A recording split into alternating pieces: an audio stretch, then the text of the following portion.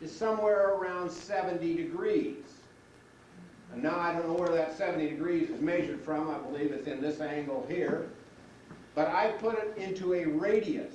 And how I sharpen this, those of you that were at the sharpening, I put it onto the grinder and I just go this way, turn it over and go this way, and on the tool rest, I keep it flat on the tool rest to give it that curve. The curve, for beginners, I find that it helped me immensely. It takes this point, if it were straight, you want to be cutting in the lower 1/3 or up to 1/2 is where you want to be cutting, and it takes that point and moves it back away, and it decreases your dig-ins appreciably. And dig-ins and run-backs are two things that you normally do not want with the skew. I have a piece of maple on the lathe here now. I turn fairly fast. As long as it'll stay on the lathe, and I come on spindle work, I just put the tool onto the tool rest. The A of the skew is anchor the tool on the tool rest. The B is get the bevel to rub on the wood. The wood has no place for the bevel to rub, so you have to be very careful. But then it's cut. Anchor bevel cut. So all I'm going to do is I'm going to put it on there. I'm going to put the tool on the tool rest, leaving it very high. And then as it gets down just where it's going to cut, right there it's going to cut, I roll it ever so slightly, just a few degrees. There it goes.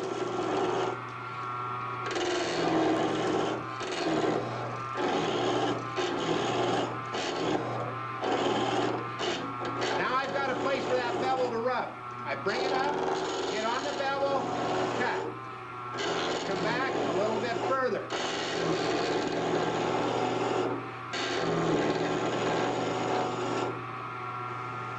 Feel on the back side, it's still got some dimples in it. It's still not round. Right there I have what I call a bow wave. I'm cutting with the point right here on the end, and that is where I want to. So I have to rotate the handle to move that cutting point up on the blade slightly. I'm cutting there, I'm on the edge. Now I rotate the handle around, I move. I make the cut starting at my ankles. I let my whole body move. I try to keep this distance here and form a triangle. Now you can move your whole body slowly.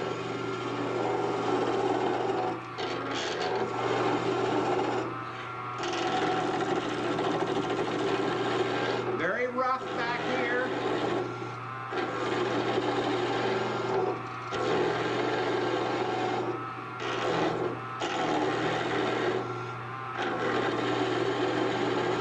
Now it's getting down right to near a cylinder. If I were to take this whole thing down, I would normally have the speed down so I could get a little bit more power. Now I can turn around and I can take this smooth spot where I can rub the bevel. I can put the bevel on that smooth spot. I can cut with the long point leading. I'm supporting the tool on this part of it. Also with my skews, I've taken it to the belt sander, and I've taken that sharp corner off of it. These are not sharp at all, so that when it rides on the tool rest, it's not digging into the soft metal of the tool rest. Now, do not come back up and cut on this upper end, because if you do, you will get a dig in.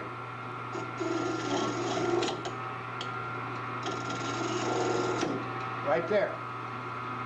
And that's a mild one. Because the first time you do it, what did I do? What you did is you were not supporting the cutting point of the tool. You were having the cutting point with no support, and it says, I want support, just like an ex-wife. She wants support.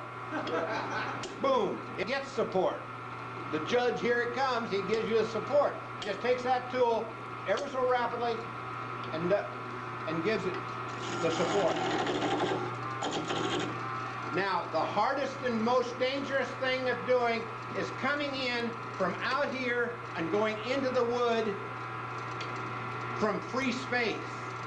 I've seen the professionals, i.e. Richard Raffin and the like, do that, and just as likely as not, they will get a catch or a dig in. It's much better to come up and get that bevel to make contact, take that sharp point off of there, off of that, and work it down. Don't be in a hurry.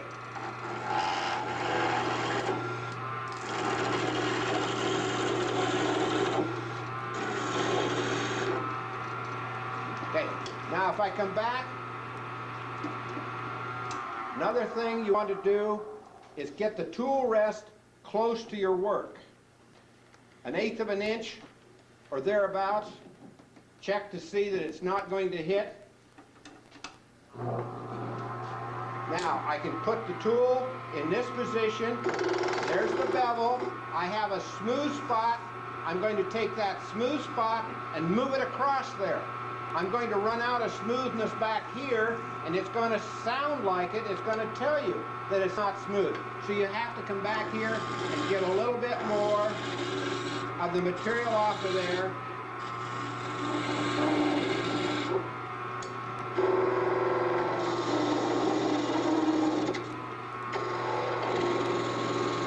I'm right above the tip. I'm cutting right above the tip. As soon as you get out of the area where it is smooth, you will know it.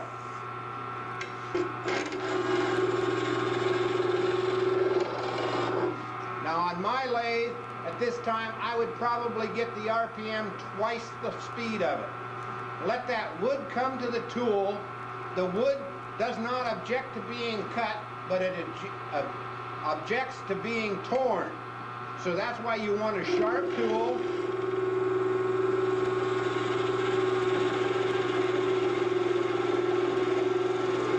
Through the whole body.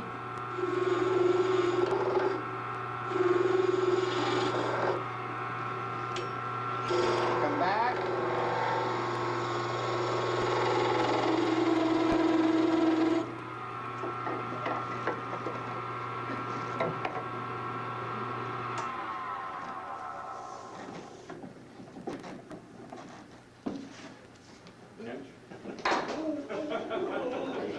Coffee cup.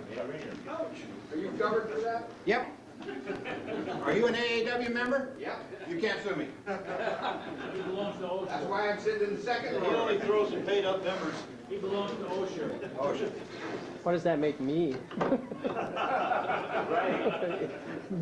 Right. Okay. The Skew can make 19 different cuts. I haven't counted them and I'm not proficient in all of them, but I do know a few of them. Always, when you're working on spindles and such as that, make sure you spin your work to see that it's not in contact with the tool rest.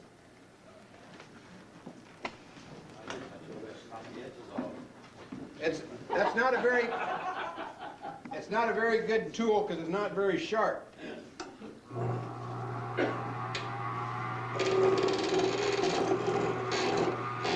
Most people would be using a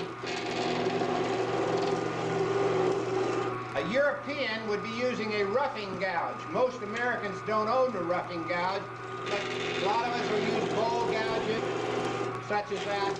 I've got a piece of mahogany here.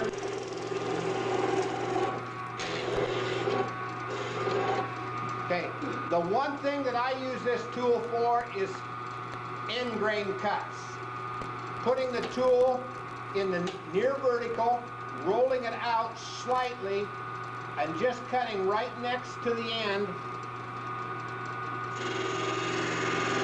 And it should give you a little coolie hat at the end.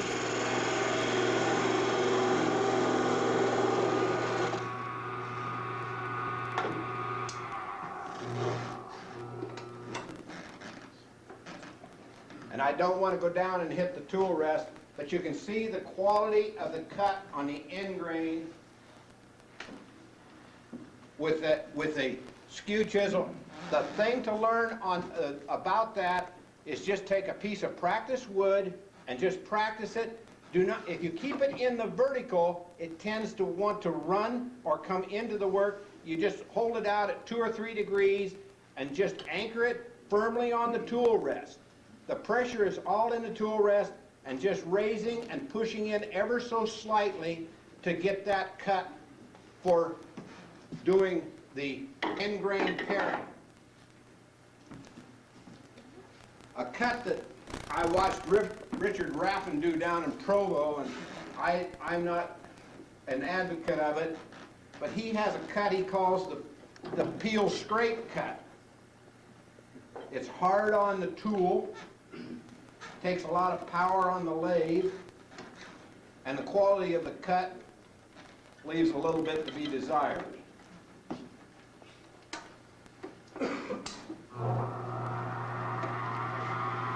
It's using the tool with completely flat on the tool rest, and it's a hell of a wide parting tool.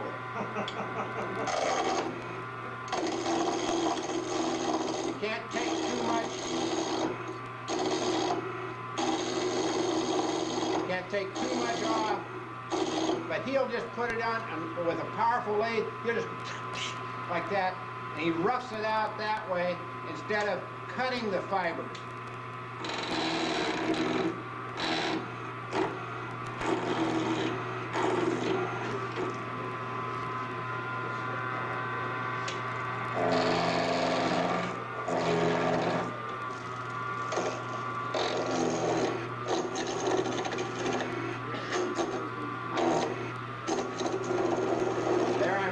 I'm just not able to get the bevel to rub. There's the bevel's running, but okay. Now, another cut that I use it for is V-grooves.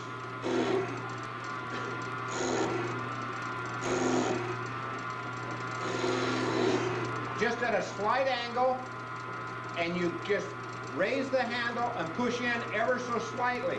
Here again, I'm moving from my ankles, going forward, but I'm keeping this same triangle, keeping your arms in, going forward ever so slightly, just a slight little bend, and you can get a good, sharp V-groove.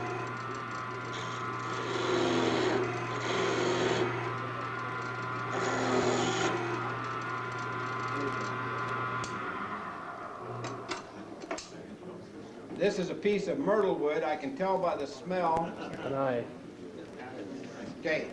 Another cut that I use, and you'll see part of it right here, is called a pummel cut. It's for when you want to take a square to a round.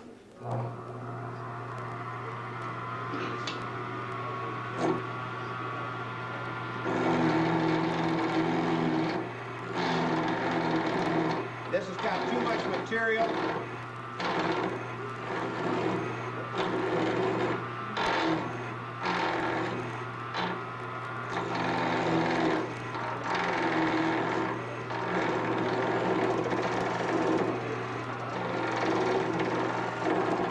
And I'm plowing a lot of wood, and the lathe doesn't have that much power.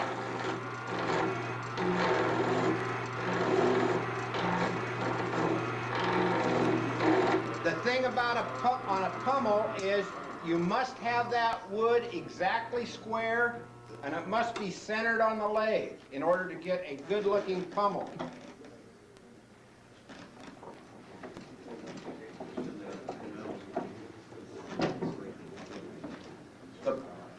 Right up at the top there. Okay, I need that piece of maple that's going around. I was going to do a roll a bead on it. How I roll beads on with the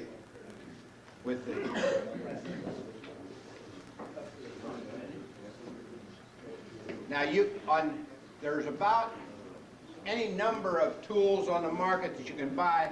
One of my favorite tools is this little 1/2 inch because I do so many boxes, the advantage of that is it came from the factory with rolled edges on it. Packard Woodworks has it. I think all of the different tool manufacturers are now making it.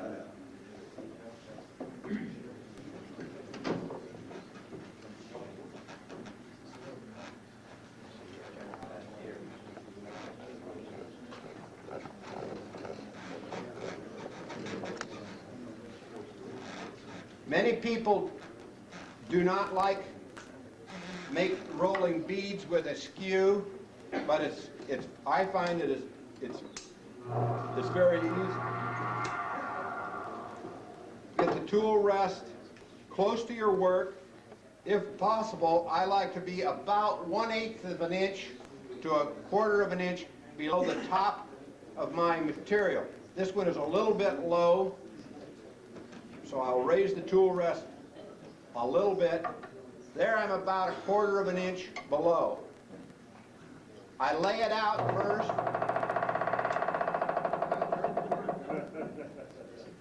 I didn't. It's round. If it had been square, it would have been come round. Okay. First thing I do is I get the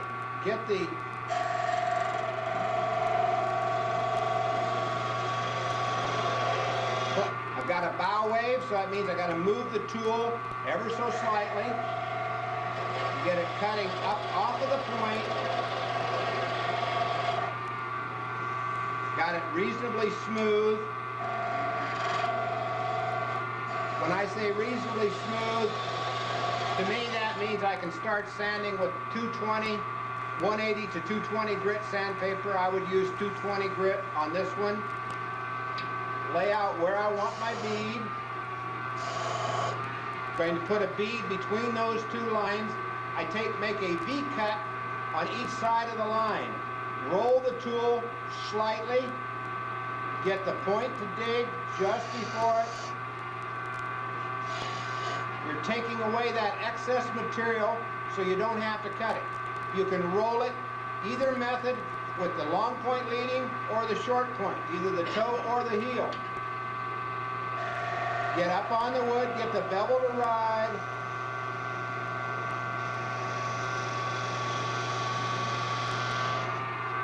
Just roll it and raise it and push in slightly. And this comes with practice. When I went down to Provo for the first time for a week-long class, they said, once you get done with this, go home and practice. And they said practice means going out to the shop and taking a spindle that's a foot long, making rolling bead after bead. Do that for 5 different spindles. Keep number 1, number 2, 3, and 4. You can make them, peel them down, and when it gets small enough that you can't do beads, then go on to the next piece, and then compare piece number 5 with piece number 1. And it's amazing how much progress you'll make with just that little bit. And it doesn't take much at all to roll a bead with a skew chisel with a little bit of practice. There's no sanding, as you can see on this one. When you do a bead, chances are you're going to have one half of it be a little bit better than the other half. Don't be alarmed. It will happen because you're right-handed or you're left-handed. One half of it will be a little bit better than the other. Questions? Now, you say the tool rest was a 1/4 of an inch above center? It was a quarter of an inch below the top of the material. If you have the tool rest low, then you have to get your tool down here like this, and now you're extending that tool quite a distance over the tool rest. It isn't so bad with these larger tools, but with this small tool, you can get vibration. Another thing is that if you start working on a spindle and you get a little bit of spirals in it, and it is caused by chatter, and here again it depends on the diameter of your material, and if it is vibrating, spirals can come from the wood vibrating or the tool vibrating, one or the other. look to see if it is the wood vibrating, then you have to come around with your hand underneath to steady that wood ever so slightly, and you have to be able to use the skew chisel one-handed. Again, anchor the tool, get the bevel to rub on the work, and then cut. And go very slowly, just move from the ankles in the direction that you want to move. You can move to the right, or you can move to the left. And you can, whenever you're cutting, you want this angle here of the blade to be about 45 degrees with the axis of the lathe. And there's 4 cuts right there. 5th cut there, rolling a pummel, cutting V-grooves, peel scrape. Questions? What? What? Back runs? Back runs, you can get those very easily. All you have to do to get a back run is not be holding this firmly on the tool rest. Usually when you get a run back, it's because you're not putting the tool into the tool rest. If you put the tool onto the wood, it should remain there.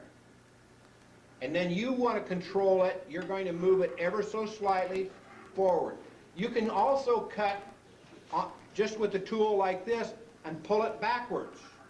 The quality of the cut is not good because the bevel is not riding behind the cut. I always prefer to have the bevel riding on the smooth wood to give you a very short fulcrum for the cutting. Okay, that concludes my information on the skew.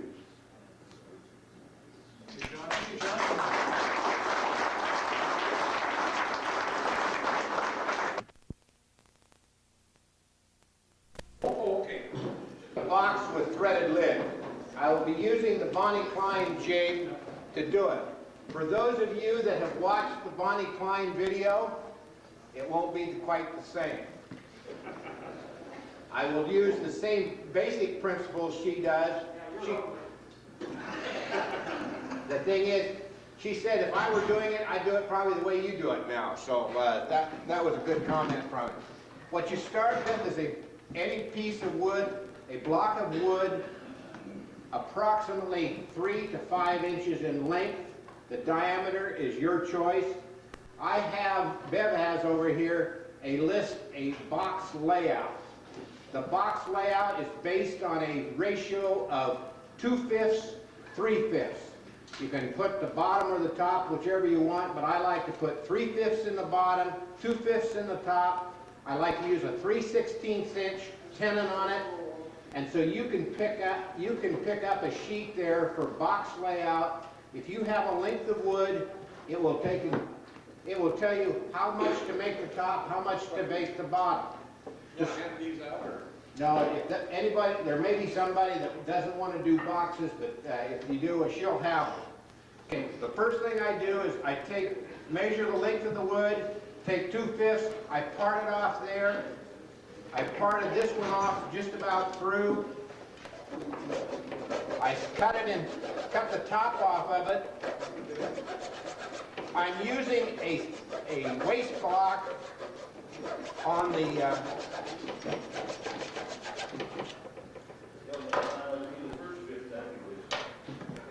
then you set the bottom part. This will be the bottom part, and this is the top. I hold the top in a 4-jaw or a 3-jaw chuck or on a waste block, your choice. I'll be holding it in a 4-jaw chuck. It gives me good gripping power.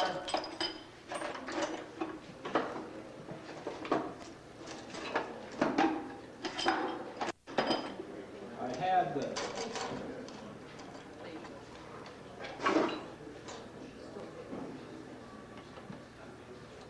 Now the first thing you want to do is get the top and hollow out the inside. You're going to do the inside and you're going to make the thread on the inside of the box. You want to make sure that you get the top into there, and you can go ahead and grip into it. It's going to put some marks in it, but those will get turned away. Now, the first thing you're going to do is hollow out the inside. I typically will use any common tool for hollowing it out, and I don't waste too much time.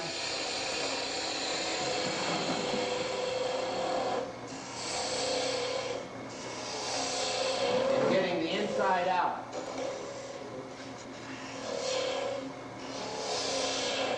You can use bowl tools, you can use anything, any common tool you have. Make sure if you're using a chuck, you watch your fingers.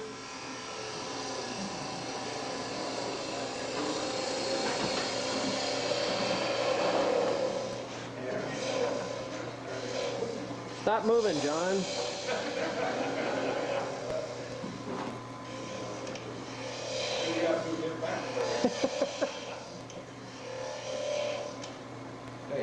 What you have to do is you have to make sure that where you're going to put the threads is perfectly perpendicular, and I will align it, I have a tool, and I'll be passing this little tool around. It just is a scraper that I have.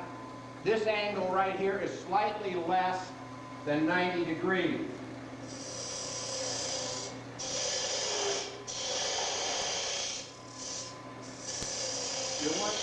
You're wanting to leave a wall thickness of about 3/16 of an inch, between 1/4 and 3/16.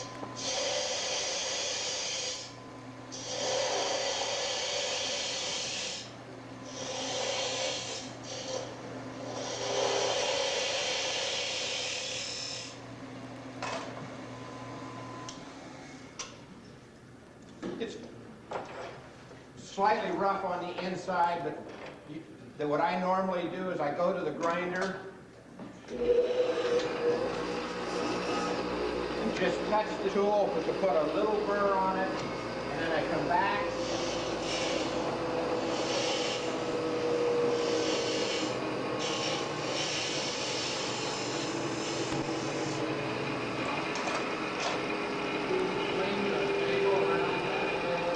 This way.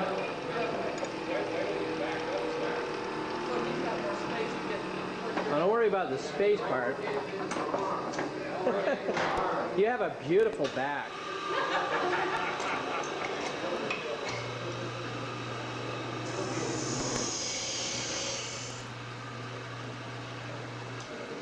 The tenon was not quite square. It still is not. Got to take a little bit more out of the interior.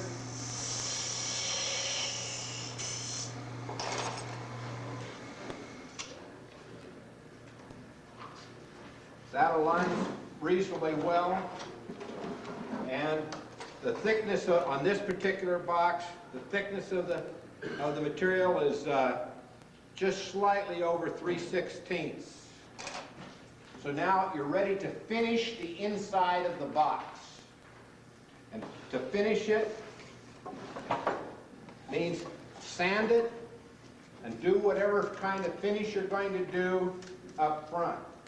What I do is I take my sandpaper and start with the thickest grit that I want. And this one, it looks like it, I probably will start with, this one happens to be 150.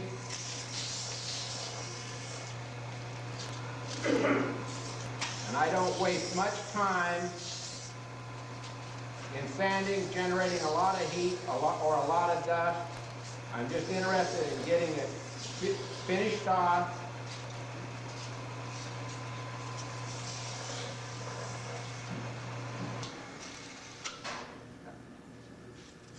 That was 400 grit right there. There's 600 grit. The papers are back in order, so the next time I pick them up, I can use them the same way. Okay. Now what I do, how I finish the box, I want no wax on the inside of the box, but I'm putting wax on the inside of the box before I put the sealer on it. This is some of the Ted's Kitchen wood care. It's a nice soft wax. It tends to soften the fiber slightly. And then I will use a little paper to burnish that in.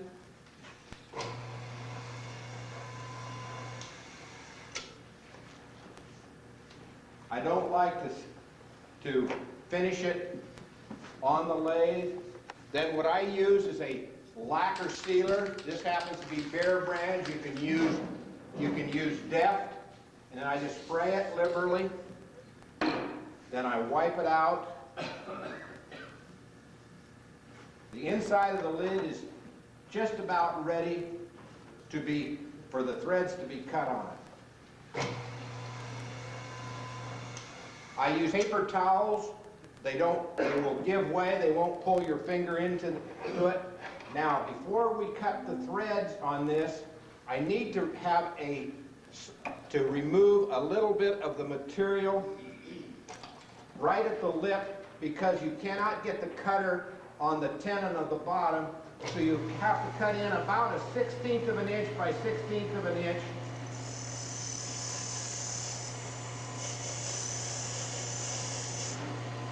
Recess. Then you want to, where the first thread cuts, I like to chamfer it off slightly and just leave it with the tool marks on it. And now I am ready to cut threads into the lid.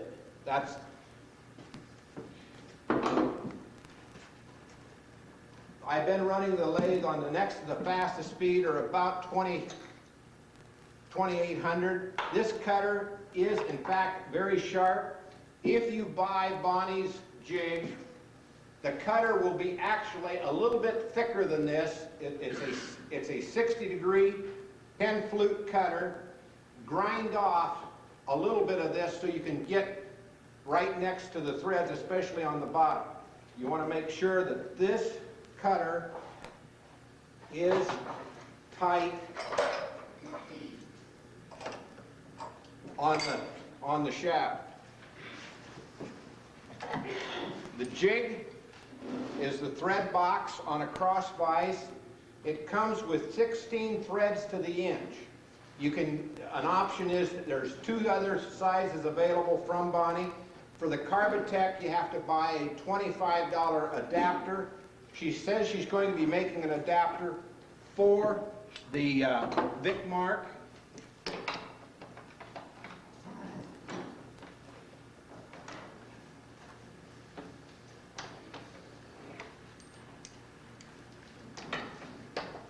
I used it yesterday, it should work today.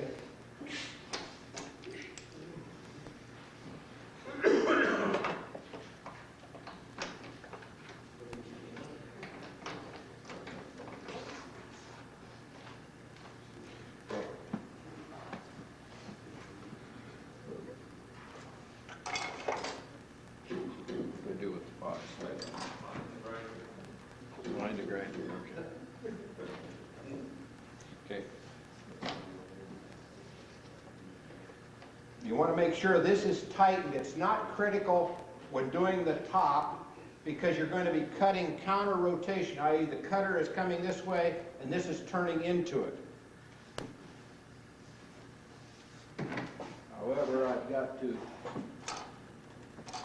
This cross vise allows you to adjust making boxes from 5/8 inch diameter and up to about 4 inches in diameter. You want to make sure the wood you're using is a good close-grained wood and is not fibrous, and it is dry. If you're going to work with any of the fruit woods such as apple, apricot, or pear, peach, any of those, make sure you let them season, hollow them out, and then let them dry for approximately 6 months. I call babysitting it. Okay, then you adjust the cross vise until it is just touches.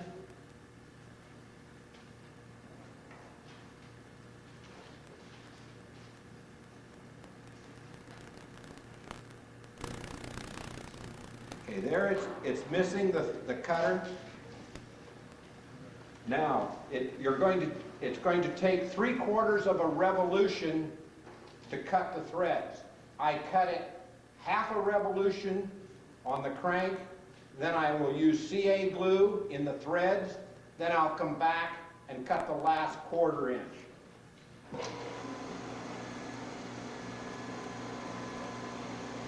This is where the fun is.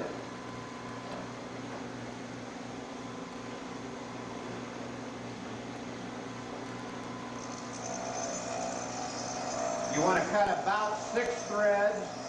You only really need no more than 4.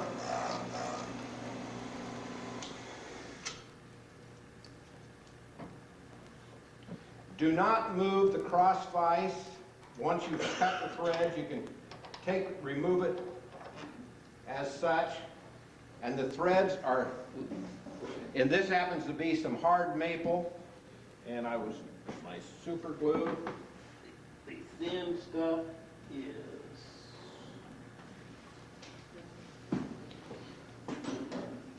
and all you're doing by putting the super glue in here is strengthening the wood fibers for where the threads will go.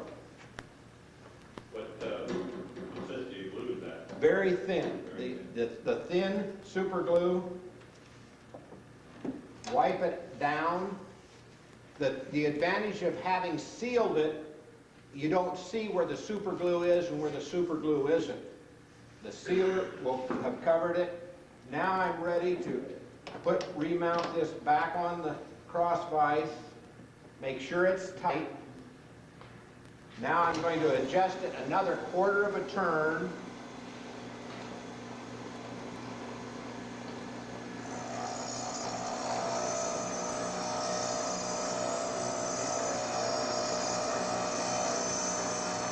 And this is where you'll smell the super glue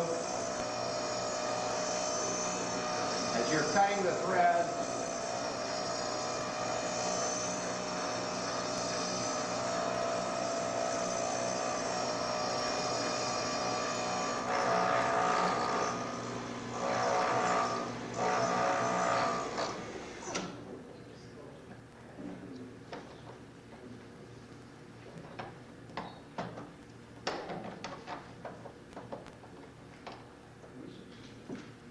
Okay, the threads will have a very sharp peak on them now, and they will be slightly rough. Okay, I'm satisfied with the threads in the lid, so now I can remove the cutter. I'm going to pass the cutter around so you can get a good close look at it. Be very careful of it in that it's quite sharp. Okay. Now I can take the cross vise off, and then we'll use it when we put the threads onto the bottom. The last thing I can do with the top is to lightly hit it with sandpaper, the threads.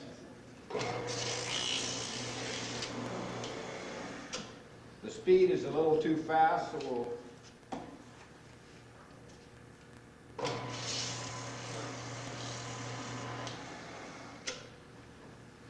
I'm satisfied. Whenever I check something, I try not to look at it. Don't let my eyes fool me. I let my sense of feel, and I'm satisfied with the lid. I'm going to make one measurement, and I use a pair of dial calipers, and that is 1.47. Okay, that's all the dimensions that I need, and that's what it looks like. I'm now ready to work on the bottom.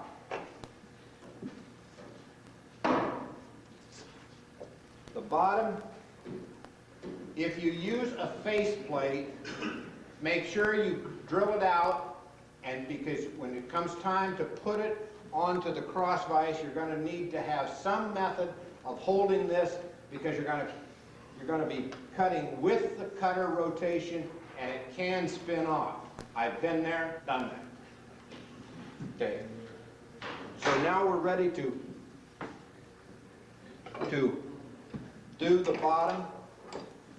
the first thing we have to do is we have to cut a tenon. That tenon needs to be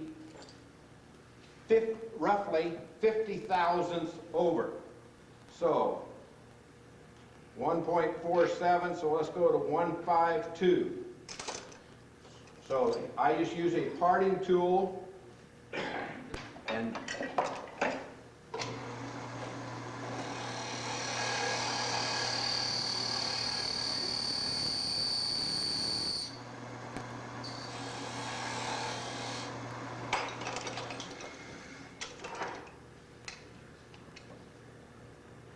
.162 right there. I'm a little bit strong yet.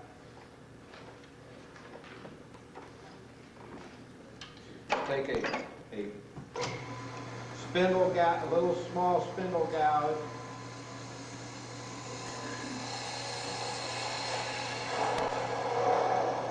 Clean up the face where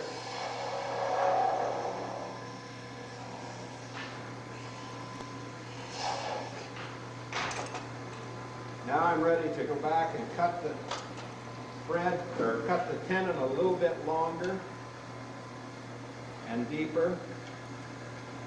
You want this tenon to be 3/16 of an inch in length. That's where the threads will go. 1.6. What was that dimension, Jerry?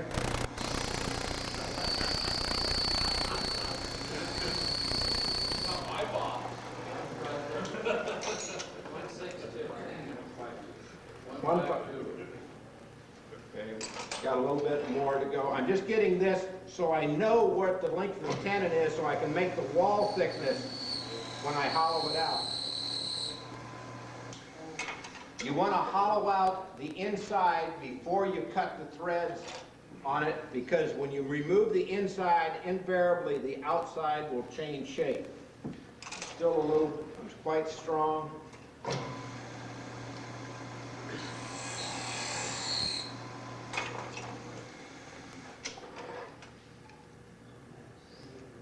There's 153, that's close enough for rough. Now, the next thing to do is lay out where you approximately 3/16 of an inch in. I just eyeball it, I just mark it. And it says stay inside of that line, John. You don't stay inside of the line, you'll wreck your box. We don't want to do that. I have another one just in case. Or two or three.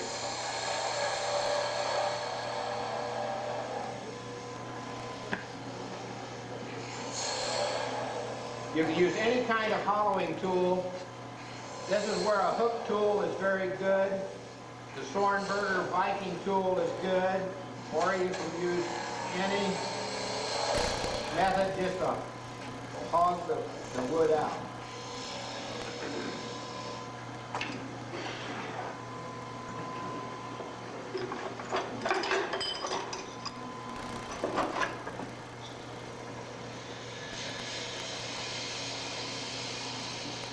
This is where you don't want to go too far or too deep.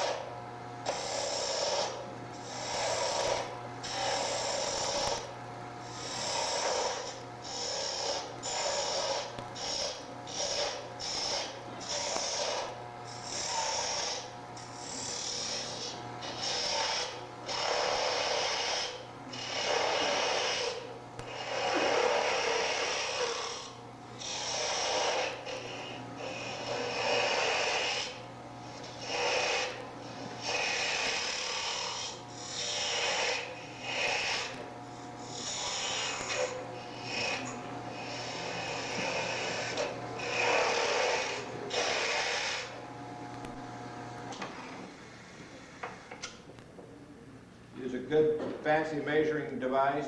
I'm about 3/8 of an inch bottom thickness, and I want to go down to about 1/4. This is where you don't, if you're making a deep box, you have to have real good strong tools. A 1/4-inch thick scraper is not thick enough. You need to go to a 3/8 inch scraper because you're getting off the tool rest, you get a lot of vibration.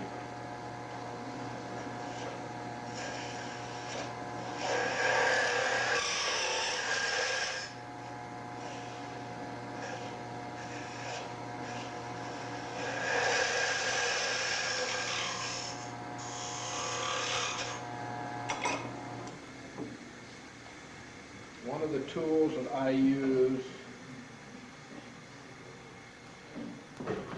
up at Woodcraft, they've got some tool steel blanks, and I've made a heavier scraper for reaching down into the bottom of the vessels.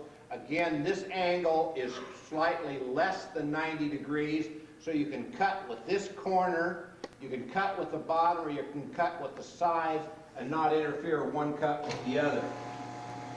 It's just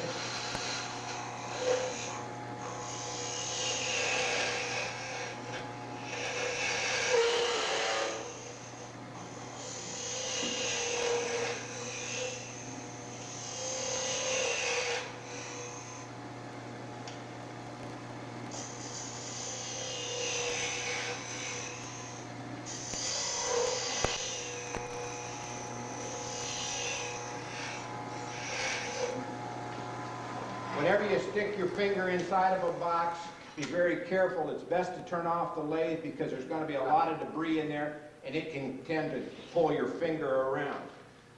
I let it here again. I just am feeling for how it feels. Feels acceptable. And my depth, I have about, it's a little over 1/4, so I would like to put a little bit of contour into the bottom, and I have a 1/2 round nose scraper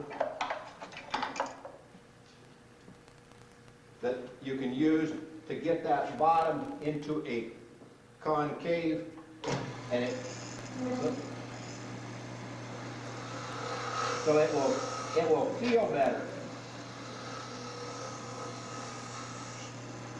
And you're taking off just ever so slight.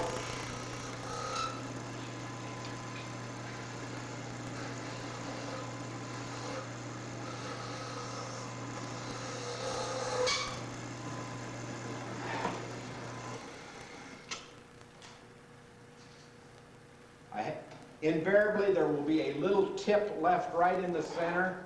You can use it as a decoration. You can remove it. You can do whatever you want to do with it. I like to remove it, and I use a little upward stroke and recess it ever so slight, and then you can see it, and you can actually feel it. Then the inside of it is about finished, other than sanding. My depth of the box is a little bit over 3/16 from my eyeball. Now what I'm going to do is I'm going to cut the tenon to 3/16 inch long. I've got the tenon marked. Now I'm just going to come back and I'm going to eyeball it.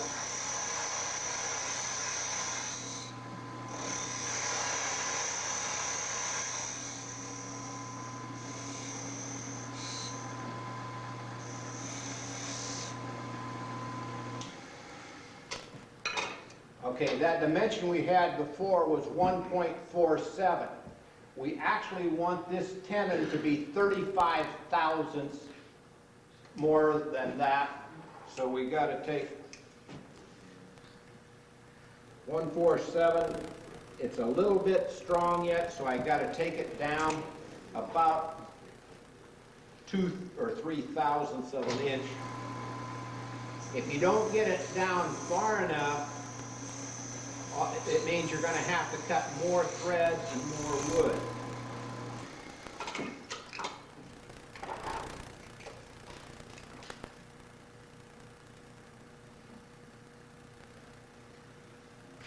That's 1.5. 1.51. I'm still just a little bit strong, but I'm not going to do anything for right now. I'm going to go ahead and sand the interior because you're going to heat that wood and the wood may move ever so slight. I'm going to start with what I feel is a reasonable thickness.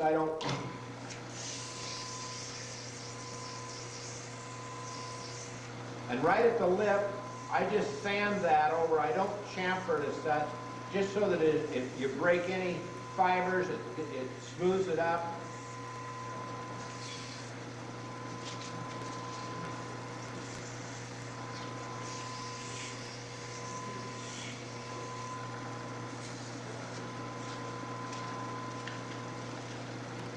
This is 400 grit.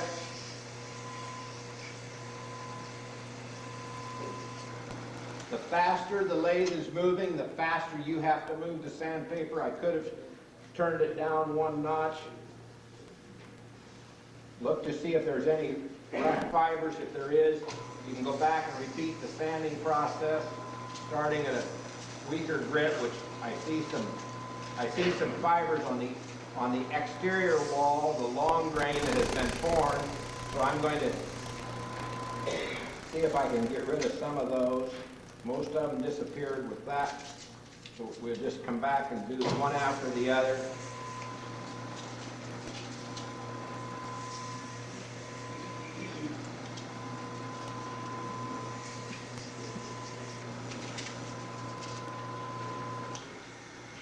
Now it's very smooth. The bottom has a little decoration in it.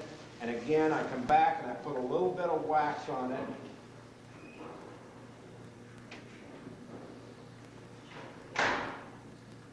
And then I'll burnish that wax in.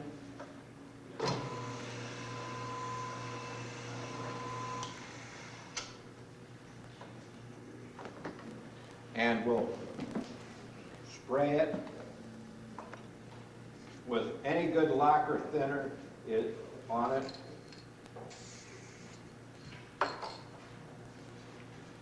You can flood it, but make sure you wipe it out. It only takes 15-20 seconds for that stuff to dry, and then friction dry it.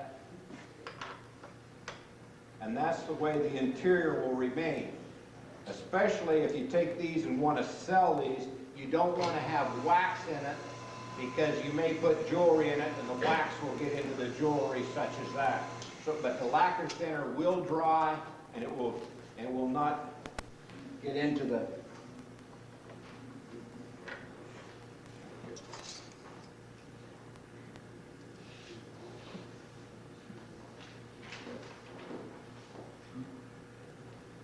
This is a little bit strong yet, just a little bit, but it's that one last cut you didn't want to make sometimes. So now the thing that I need to do is put a little bit of a chamfer right on the lip where the first thread engages.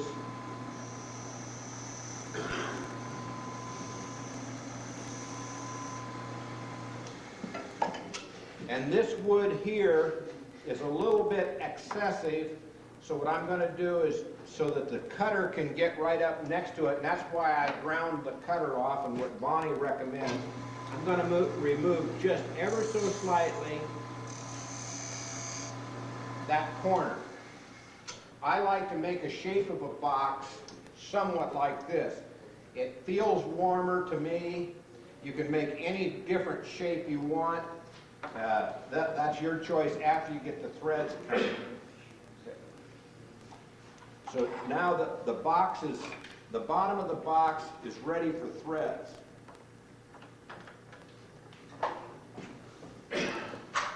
This is where that little screw that I have, this happens to be threaded for a 10/32 thread. And this will prevent the... that's a nylon screw, isn't it? It's a nylon screw. You can buy them at Home Depot, Eagle, any number of places. Okay.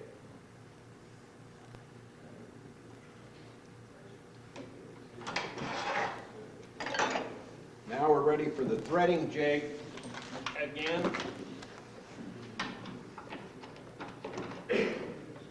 This threading jig, I want to say, is about $149 from Bonnie.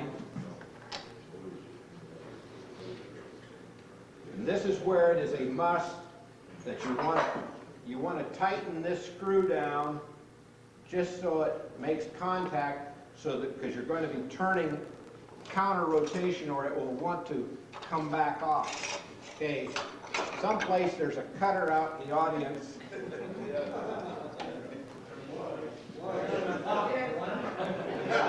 How much you gonna hijack me for tonight, Ted? It just went out the door there. This is my ticket, John. This is my ticket number. Oh, okay.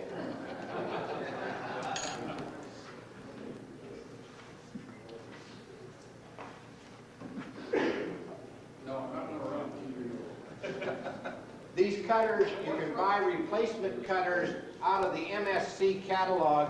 The cutter is about $25 just for the cutter.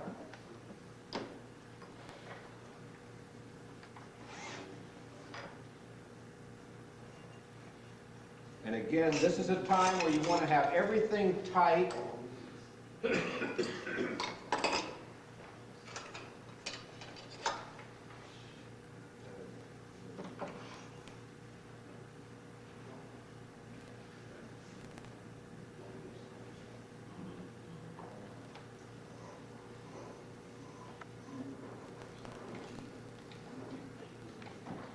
You can adjust the firmness that you for turning this by these two little set screws. Do not use an Allen key on them. Underneath the bottom of this, there's some little nylon washers, and you can push those nylon washers out, and you'll damage the thread. Okay. This is one area that is a little bit temperamental in that this thread box sometimes does not get exactly perpendicular or run parallel to the ways of the lathe.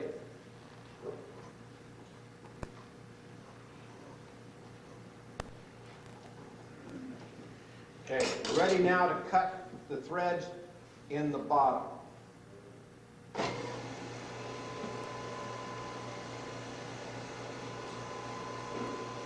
I tend to hold this so that it cannot run.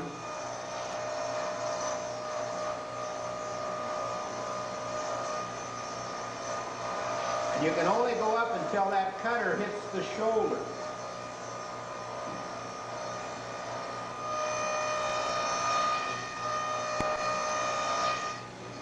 And I tend to cut on both the forward and the reverse cut. That gives I found that gives a little cleaner one.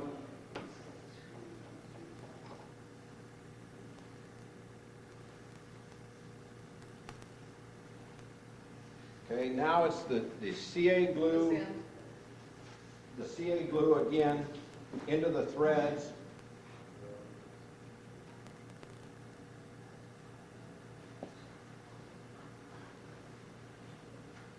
Somebody's got a lid to a box out there. Shall we see if it wants to be a partner to the one I've got? Okay.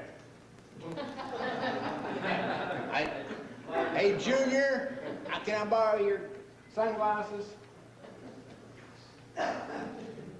Guaranteed it should not fit. Oh, it did. Not quite. It's got to be cut just ever so slightly. So I'm only going to rotate it approximately. I'm going to cut it about not even an eighth of a turn. I'm going to come back and I'm going to clean up that super glue that I put in there.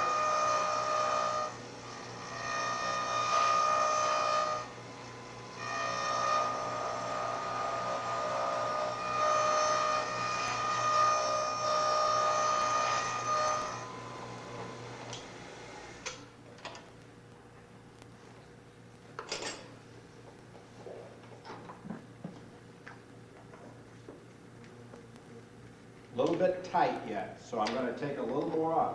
This is where it takes a little bit of time and fiddling, but what else we gotta do in retirement? Wait for the next Saturday to come along.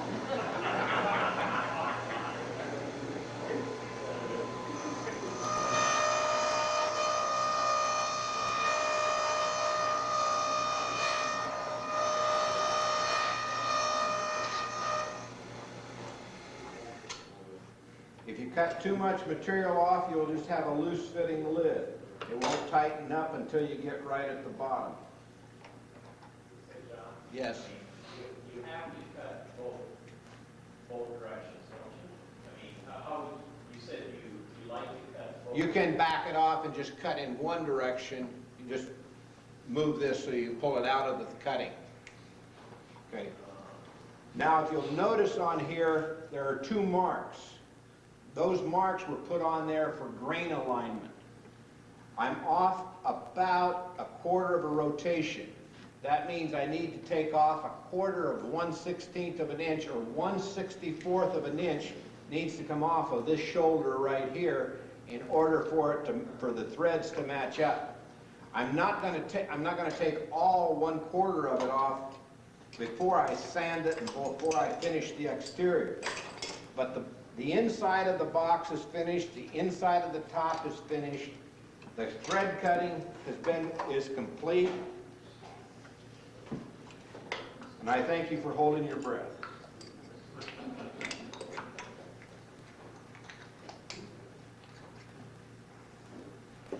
The threads are right down at the shoulder. The threads are as close to this shoulder as you can get. And so I only have 3 threads. A good threaded box should only take about 1 turn for it to completely lock into place. But why you put so many in here, people ooh and ah when they look into the top of the box. Oh, how do you do that? Very carefully.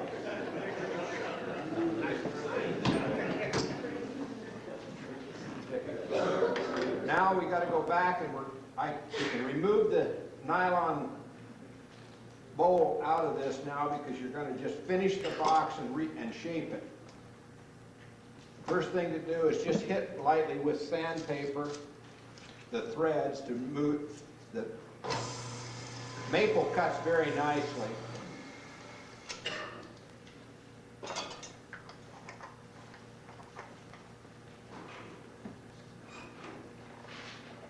Okay, now you put the box on it. If you're a little bit insecure, you can put the tailstock on to give you some assistance. But I feel fairly good. Things are working out well tonight, so I'll just throw it over here to Dave in a little bit off of the lathe. How many boxes do you get out of an ounce of glue? Well, let's see. I've done about 6 boxes yesterday, and I haven't seen where the glue has gone down very much. It doesn't take an awful lot. Okay, I've got where the threads are. I have a cut in one side. Now all you're doing is shaping this box to the exterior shape that you want. As you're working it, these threads will cause the top of the box to migrate down and to be very, very firm.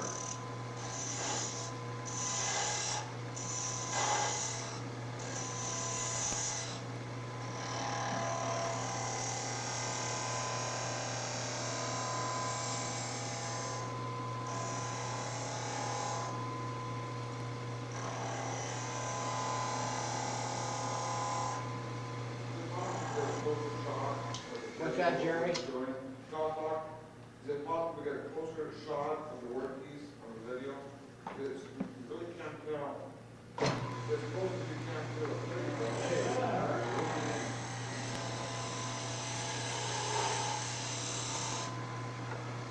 Whiner. Look at what you can see, we can't back here. I can't see either. But the writer's perfect.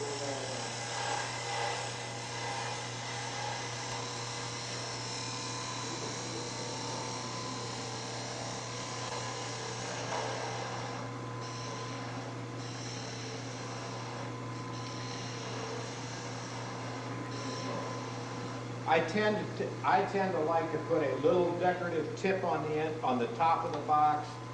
That's just, and this is where you could put, Bonnie would put chatterwork. I've got a little bit of a sharper angle than I would like right here where the side go, where the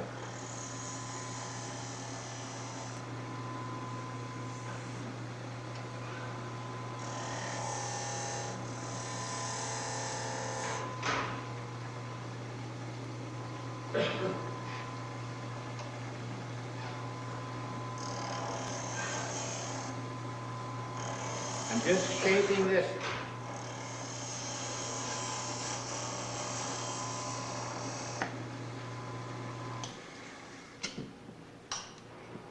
And this is sometimes where the top will get very tight because the heat that's generated will have changed shape. And so I sometimes just pull the lid off. The marks are going to disappear and that top is going to migrate further on. But always check to make sure you've got can use the tool rest as a cutting tool.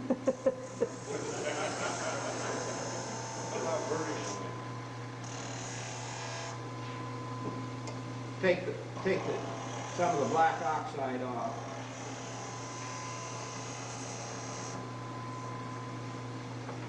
Okay, now you're ready to finish the top.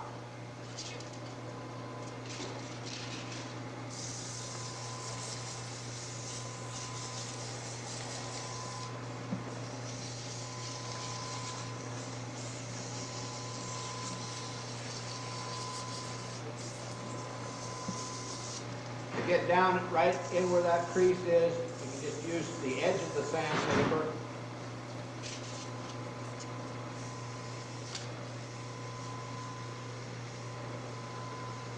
I'm not worried about the base of the box too much, it's the top that I'm worried about right now, but I do want to finish part of the bottom of the box.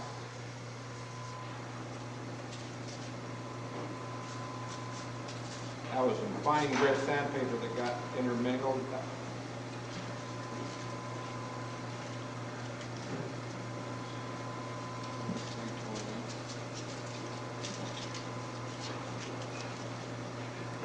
There we go.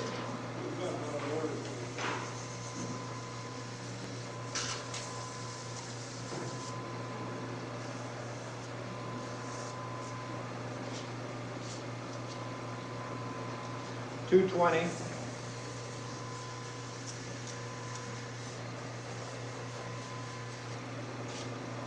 $320.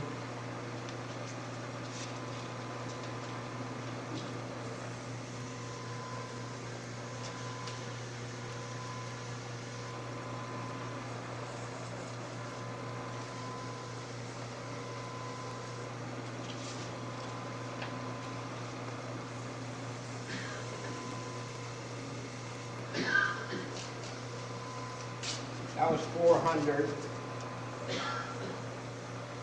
Now is the time that I come back and I hopefully have a pencil here that is, when you're marking wood with a pencil like this, use a very soft lead because the soft lead can in fact be erased. And find where you want, where the grains match, and draw an arrow on that, put it back on, and see where it comes to rest. You don't want to make this mark come up right to that one today. Next week you will, but not today. So what you do is on this box here, this is about the right place for it. It comes up short of it, and you let it stabilize for a couple of weeks. Then if it does not match up perfectly, take this to a piece of sandpaper, rub it ever so slightly, and you can adjust it on sandpaper. I would think that in another 2 weeks that this will in fact line up. That's the intent. Yesterday. I had to practice once. Okay, I'm about roughly a half a rotation out. So before I finish this, I'm going to cut off here 1/64 of an inch is what I need to come off. And this is where, if you go too far, you're not very happy, because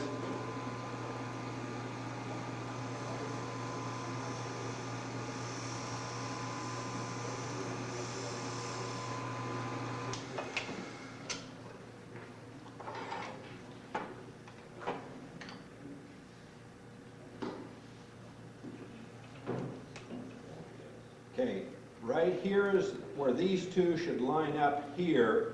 I'm still off a little bit, and it stops very firm there, and I can tell that that's where I want it to go, so I need to take one little bit more off, I think.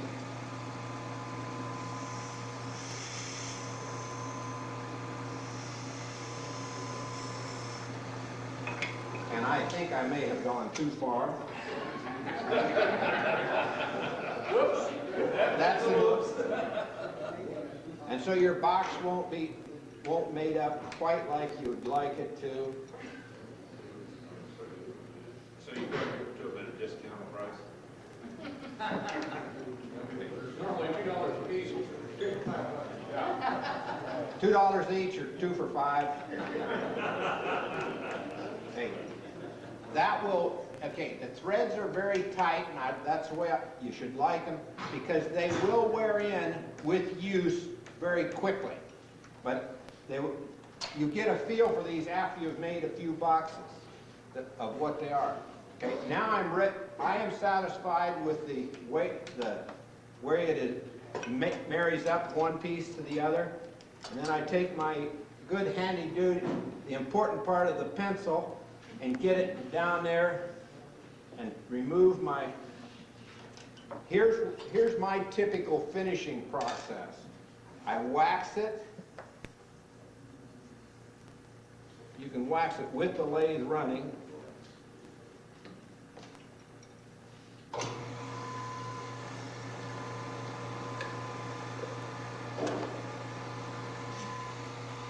Burnish that in. You can tell when it gets hot. Your fingers tell you that.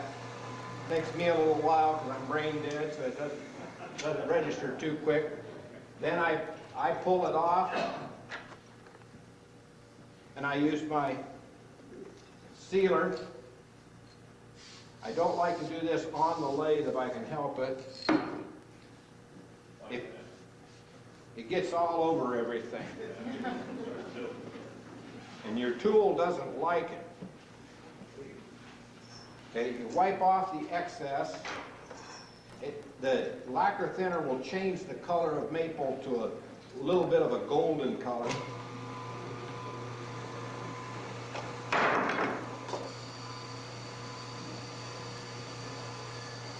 Okay, I'm quite satisfied with the way the fit of the lid is together on this one. Then what I do is I just wax it. Again, notice it brings quite a bit of a sheen to it. And then I just burnish that in.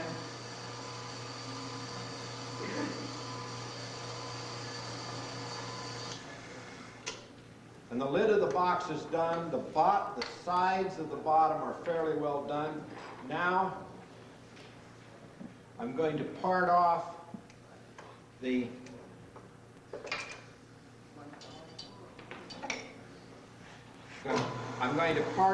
bottom of the box. This was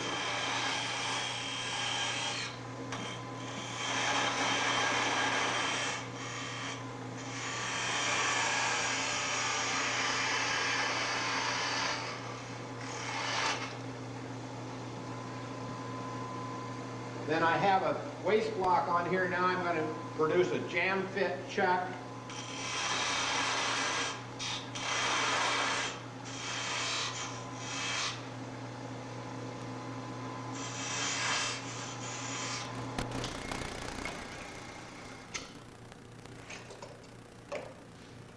I'll reverse chuck it and do the shaping at the bottom.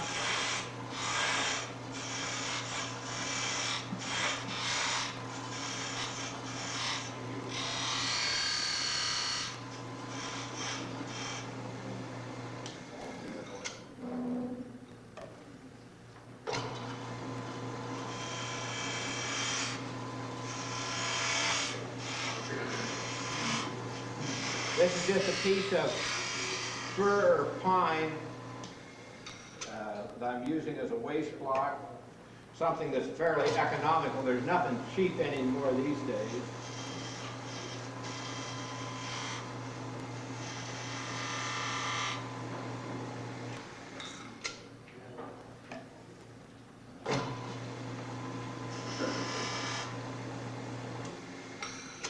You can always use a pair of dividers and mark this out, but I've just found that you can just about determine the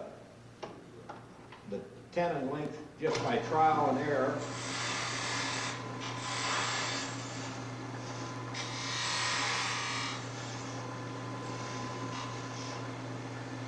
Don't put this on there or you'll get a nice mark on the inside. I think one of these boxes has that. It shows what happens when you put it on there. It puts a nice decorative mark on it.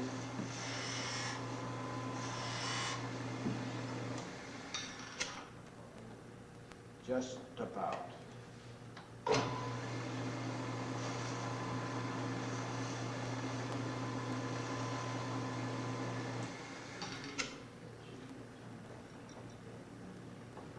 And this will tend to, this, down at first night, I got one of these, was doing one of these things, I got the boxes together, it was so tight I couldn't get it apart, so I had to get Bev to get her rubber gloves and twist it apart for me, but it worked.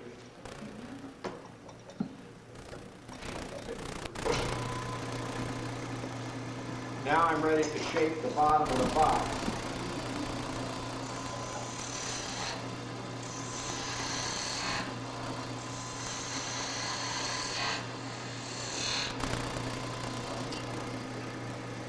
I tend to hold up the top of the box, but I like the bottom to look very similar to it.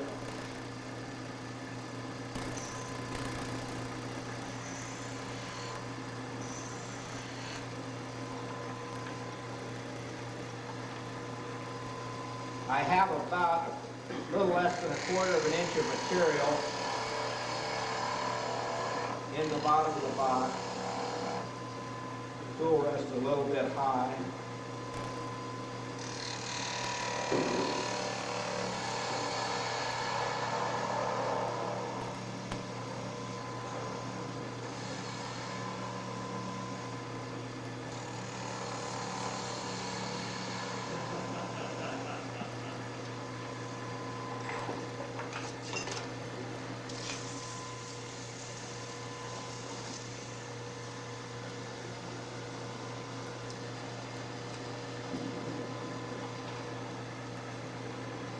Got a little bit of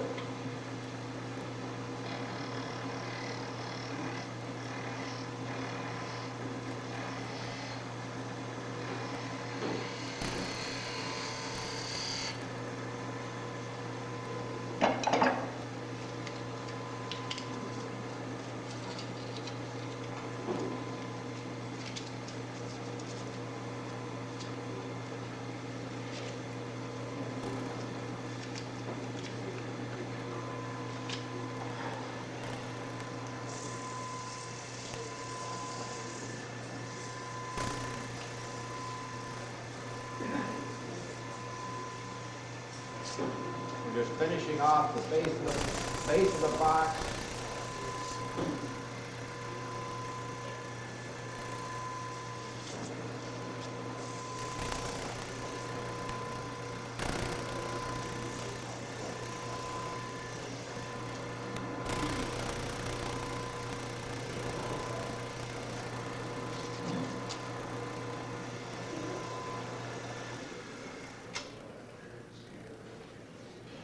Just a little bit of end grain tear out in one spot on the bottom. May have to go back, use a.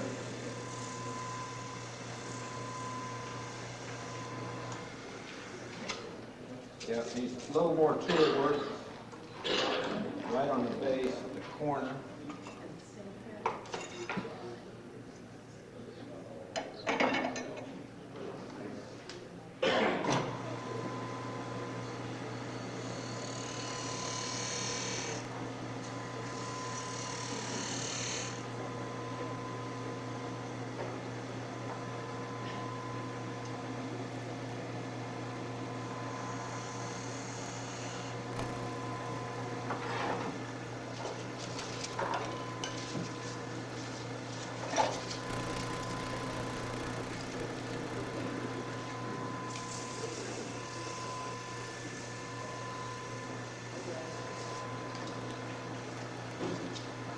For those of you that want to make boxes with threaded lids and sell them, typically a box with a threaded lid will command double the price of or more of a box without a threaded lid, just a tenon lid.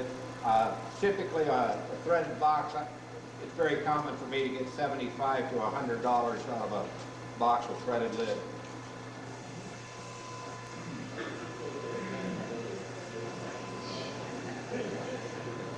It sometimes depends on how exotic the wood is also. I'm going to make a flat spot for the box to rest on. This is the one.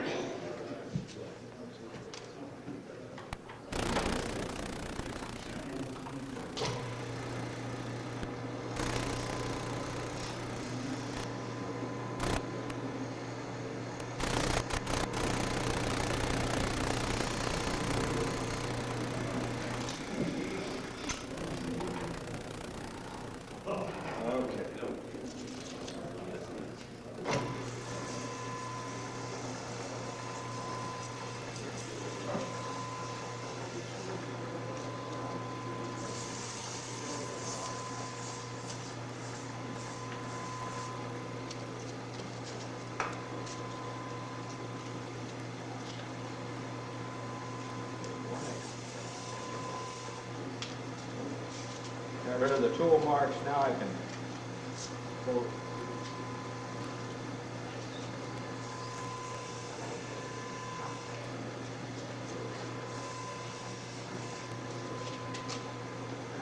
Typically what I do on the bottom of my boxes is I will mark it with another use for a skew chisel is putting a nice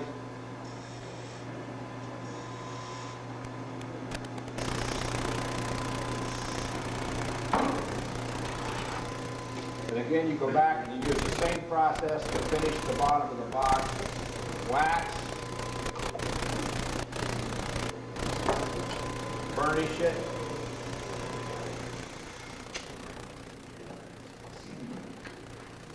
spray it,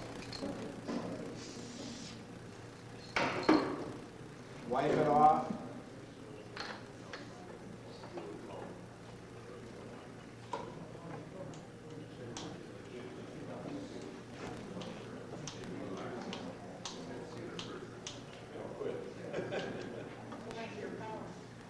Switch.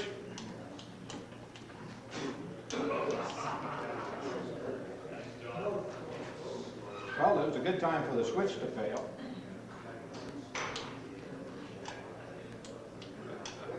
There is no good time for the switch to fail. Well, That's better than most. yeah. It's right here. I've got those. I got it. Okay, Go for it. that's okay.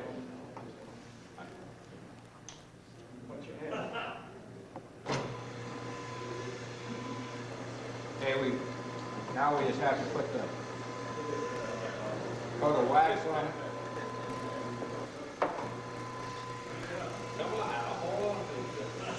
That's good. That's good, thank you.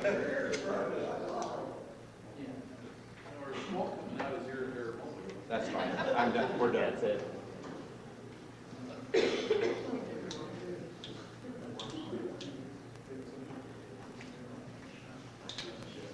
This is a very tight.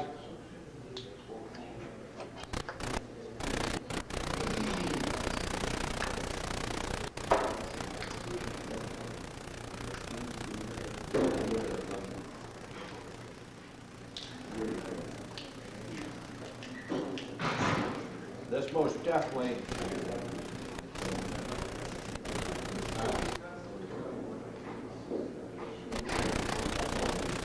Now, if you get to this point and you find that the threads are too tight, or the box has changed shape, part of it is the fact that I was on this jam pit chuck and it was very tight and it tends to expand that. The threads will in fact shrink back. Can force them.